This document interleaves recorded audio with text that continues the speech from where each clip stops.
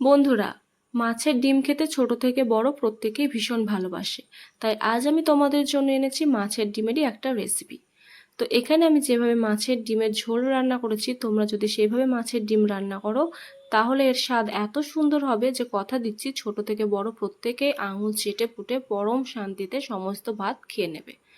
তো চলো, এখানে আমি বেশ কিছু টিপস অ্যান্ড ট্রিক্স দিয়েছি, সেগুলো দেখে তোমরা আমার মতনই এত সুস্বাদু একটা মাছের ডিমের ঝোল রান্না করে ফেলো। তো তার জন্য স্কিপ না করে প্রথম থেকে শেষ পর্যন্ত ভিডিওটা দেখার অনুরোধ রইল। Hello friends, welcome back to my channel cooking with রি দেবনাথ। তো আমরা যেহেতু মাছের ডিমের ঝোল বানাবো, তাই আমাদের প্রধান উপকরণ হচ্ছে মাছের ডিম। তাই আমি এখানে দেখো মাছের ডিম নিয়ে নিয়েছি। তো এই মাছের ডিমগুলোকে আমি আগেই খুব ভালোভাবে ধুয়ে নিয়েছি, তারপর এগুলোকে আমি জলও ঝরিয়ে নিয়েছি। তো তোমরাও এভাবে মাছের ডিমগুলোকে খুব ভালোভাবে ধুয়ে জল ঝরিয়ে নেবে। তো দেখো বন্ধুরা, এখানে আমি দুটো পটকাও নিয়েছি, তোমরা নাও নিতে পারো। তো এই মাছের ডিমের সাথে আমি বেশ কিছু উপকরণ এবার মেশাবো। তো চলো কি মেশাচ্ছি তোমরা ঝটপট দেখে নাও। তো এই মাছের ডিমের মধ্যে এবার আমি প্রথমে দিয়ে দেবো বড় 1 চামচের মতো বেসন। 1 চামচ বেসন দিলে হবে, বেশি বেসন দেওয়ার কিন্তু কোনো প্রয়োজন নেই। বেসন দেওয়ার পর এবার আমি এর মধ্যে দিয়ে দেব পরিমাণ মতো নুন। তো চলো এবার নুনটা আমি এর ভিতরে দিয়ে দিই। তো নুন দেওয়ার পর এবার আমরা এর মধ্যে দিয়ে দেব হলুদ গুঁড়ো। তারপর আমি এখানে দেখো বেশ কিছু জিনিস কুচি করে রেখেছিলাম, সেগুলো দিয়ে দেব। তো এখানে আমি দেখো কাঁচা আর পাকা লঙ্কা কুচি, আদা কুচি, রসুন কুচি আর পেঁয়াজ কুচি রেখেছি।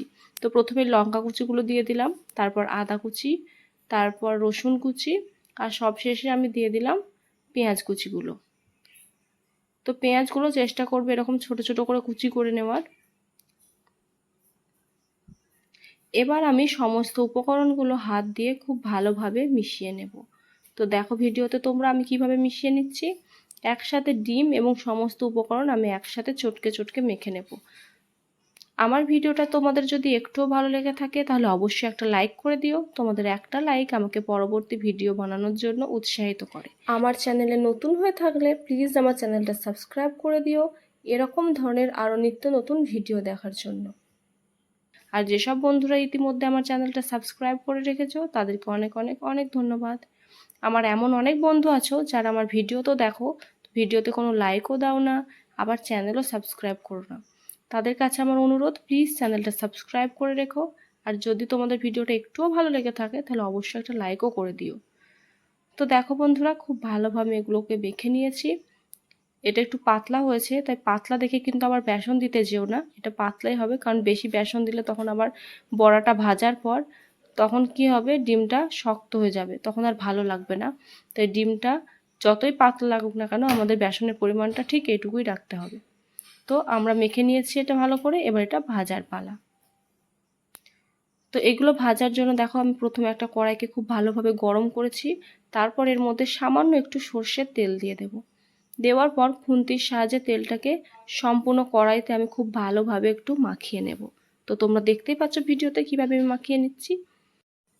তো দেখো এবার আমি কি করব, একটাই যে চামচের সাহায্যে এই যে ডিমটা মেখে রেখেছিলাম সেটা 1 চামচ আমি তুলে নেব।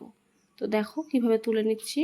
তো তুলে নেওয়ার পর তারপর এটা সাবধানে আমি কড়াইতে দিয়ে দেব, তারপরে একটু গোল করে ছড়িয়ে দেব। তো এইভাবে আমি ডিমগুলো 1 চামচ করে নেব আর কড়াইয়ে দিয়ে দেব। তো দেখো বন্ধুরা, আমি এখানে সমস্ত ডিম দিয়ে দিলাম। তো একবারে তো সব ডিম দেওয়া সম্ভব নয়, আমি এগুলোকে দুবারে ভেজে নেব। তো দেখো ডিমগুলো দেওয়ার পর আমাদের এই পর্যায়ে উনানের যে আঁচ সেটা মিডিয়াম রাখতে হবে। তাতে কি হবে, ডিমটা আমাদের একদিক থেকে হয়ে গেছে, এবার খুব সাবধানে আমরা এটাকে উল্টে দেব। তো ভয় পাওয়ার কিছু নেই বন্ধুরা, এগুলো উল্টে দেওয়ার সাথে সাথে কিন্তু জমাট বেঁধে যায়, তাই এগুলো ভেঙে যাওয়ার কোনো ভয় থাকে না। তবুও চেষ্টা করো একটু সাবধানে উল্টে দেওয়া। তো দেখো আমি খুব ভালোভাবে এগুলোকে আস্তে সুস্তে উল্টে দিচ্ছি। আর তোমরা নিশ্চয়ই একটা জিনিস লক্ষ্য করেছো, আমি কড়াইয়ে যখন তেল দিলাম খুবই অল্প পরিমাণে দিয়েছি। তো আমি যদি এখানে বেশি পরিমাণে তেল দিতাম তাহলে কি হতো বলো তো, ডিমগুলো যখনই আমি তেলে ছাড়তাম তো সেগুলো এক জায়গায় এরকম জমাট বাঁধতো না, সেক্ষেত্রে তেলে দেওয়া মাত্রই ডিমগুলো চারিদিকে ছড়িয়ে যেত। তাই আমি প্রথমে কড়াইতে অল্প তেল দিয়েছি। এবার দেখো ডিমগুলোকে একবার উল্টে দেওয়ার পর আমি আবারও বেশ কিছুটা সর্ষের তেল ডিমের চারপাশ দিয়ে ছড়িয়ে দিচ্ছি। এবার উল্টে পাল্টে আমি ডিমগুলোকে এবার তেলে ভালোভাবে ভেজে নেব। তো যখনই মাছের ডিম তোমরা ভাজবে এই টিপসটা ফলো করো, তাহলে দেখবে তোমাদের ডিমগুলো খুব সুন্দরভাবে ভাজা হবে। তো আমি এইভাবে উল্টে পাল্টে সমস্ত ডিমগুলোকে একটু লাল লাল করে ভেজে নেব। তোমরা দেখো ভিডিওতে। তো দেখো বন্ধুরা, ডিমগুলো আমার ভালোভাবে ভাজা হয়ে গেছে। এর থেকে বেশি আর ভাজবো না, তাহলে এগুলো পুড়ে যাবে। তো এবার আমি এগুলোকে একটা পাত্রে তুলে নেব। তো একইভাবে আমি অবশিষ্ট যে ডিমগুলো রয়েছে সেগুলোকেও ভেজে নেব। তো দেখো বন্ধুরা, সমস্ত ডিম আমি এখানে ভেজে নিয়েছি। তোমরা চাইলে এগুলো এইভাবে শুকনোও খেতে পারো, আবার তোমরা চাইলে এগুলোকে ঝোলও বানাতে পারো। তো আমি যেহেতু বলেছি ঝোল বানিয়ে দেখাবো, তো চলো ঝোল বানানো যাক। তো তার জন্য ডিম ভাজা কড়াইতে আমি দিয়ে দিলাম আর একটু সর্ষের তেল। তেল গরম হয়ে গেলে এর মধ্যে দিয়ে দিলাম 5 ফোড়ন আর আগে থেকে বেটে রাখা আদা, জিরে, রসুন, পেঁয়াজ আর কাঁচা লঙ্কা। এরপর এতে দিয়ে দেব নুন আর হলুদ।